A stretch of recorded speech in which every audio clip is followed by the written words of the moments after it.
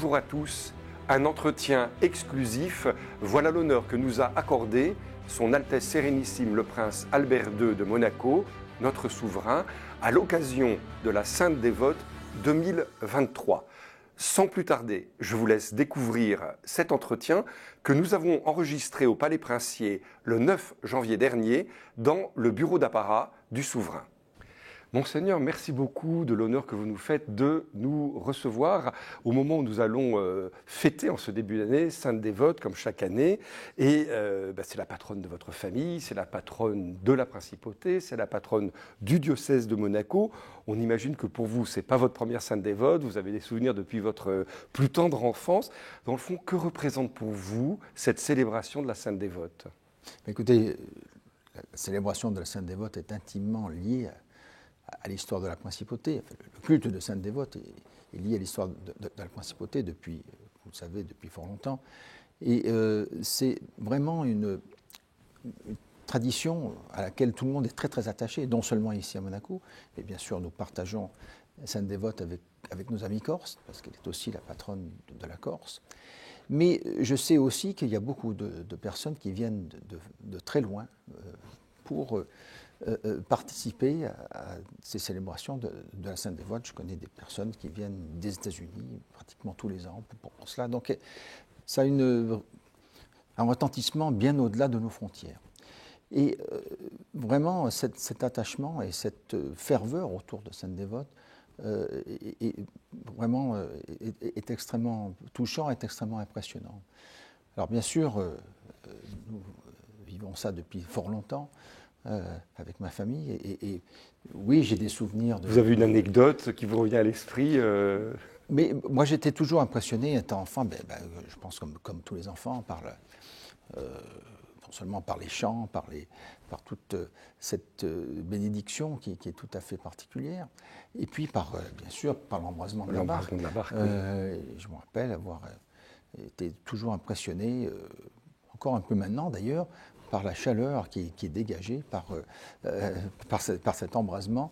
Et voilà, donc c'était toujours un moment extrêmement particulier, vraiment la Sainte Dévote a une place spéciale pour moi, mais pas seulement pour moi, pour toute la famille, et puis pour toute la principauté. La population monégasque, les participants peuvent être vraiment très proches de vous, plus que dans d'autres cérémonies. On sent vraiment que c'est une fête de famille aussi, parce que les familles se réunissent, assistent à tous ces événements, et on sent vraiment qu'il y a un vrai rapprochement, un vrai partage autour de Sainte Dévote et autour de tout ce qu'elle représente.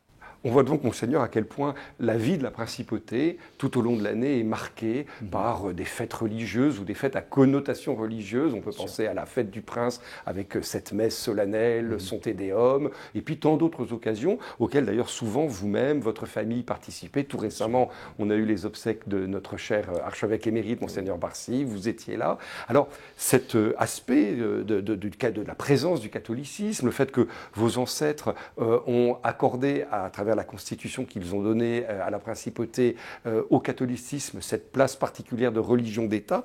Quel regard portez-vous aujourd'hui sur cet état de fait ?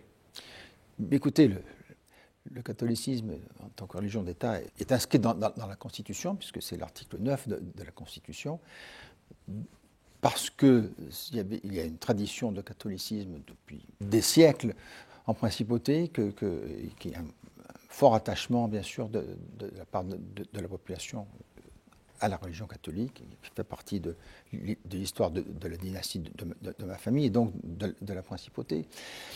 Et donc, cette place centrale du catholicisme est très très importante. Et ça s'est décliné de différentes façons au cours des siècles. En éducation, toutes les différentes congrégations religieuses qui ont participé et qui ont marqué des générations, non seulement en éducation, mais aussi en santé. Je pense aux Sœurs du Bon Secours, mais pas uniquement.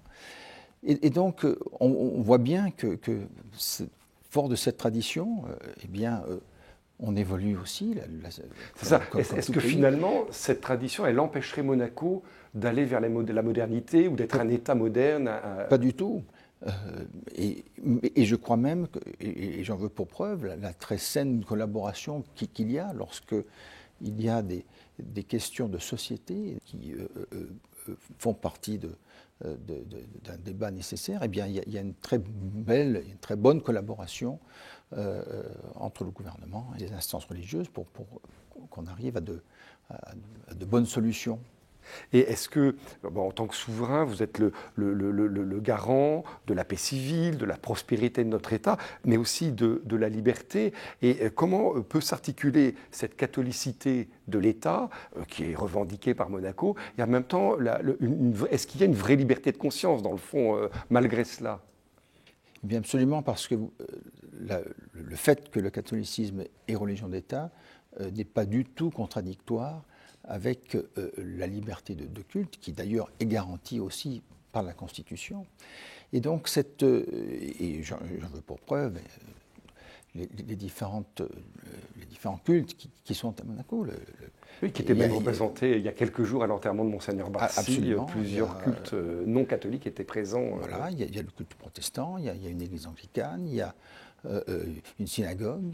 Il y a aussi une église qui est mise à disposition de la congrégation orthodoxe. Et donc, je crois qu'il y a une très bonne harmonie entre toutes les congrégations, entre tous les cultes, et qu'il y a ce nécessaire dialogue. Et donc, on peut dire que la principauté est ouverte à cela, et même on a un devoir encore plus important que les États laïcs de permettre cette transcendance et de permettre cette liberté pour les croyants et pour les non-croyants. Et donc, ça nous oblige à être encore plus attentifs à tout cela et à cette dimension qui est nécessaire, je pense, et qui est nécessairement présente dans tout être humain. Et donc, il faut pouvoir accepter tout cela, mais accompagner tout cela le mieux possible. Une question un peu plus personnelle. Comment est-ce que vous préparez votre successeur un jour, le petit prince Jacques aujourd'hui, sa sœur, la princesse Gabriella, à accueillir toute cette tradition avec cette dimension catholique? Écoutez, je pense qu'avec la princesse Charlène et moi-même, et avec aussi l'ensemble de ma famille, nous participons bien sûr à toutes les grandes fêtes religieuses, mais aussi nous sommes très, très attentifs à l'éducation de nos enfants.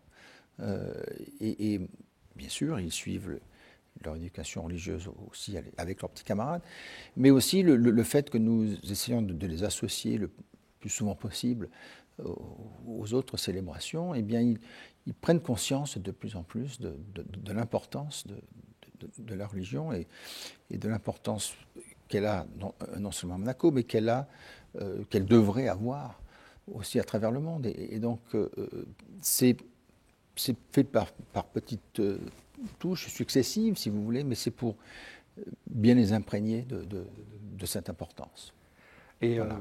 Vous-même, vous auriez une anecdote, un souvenir? Si on vous parle de religion, quelle est la première image qui vous vient à l'esprit? Quel est